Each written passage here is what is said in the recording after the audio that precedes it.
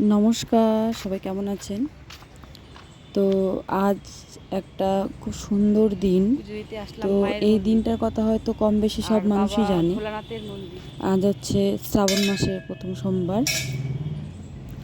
তো বাড়ির পেছনেই একটা মন্দির আছে, সেই মন্দিরে গিয়েছিলাম পুজো দিতে।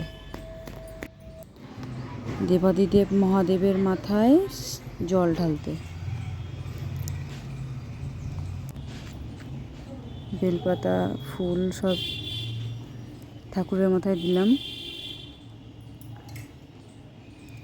ওম নমঃ শিবায়, ওম নমঃ শিবায়, ওম নমঃ শিবায়।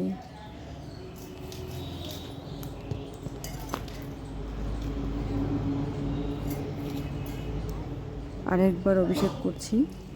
ওম নমঃ শিবায়, ওম নমঃ শিবায়।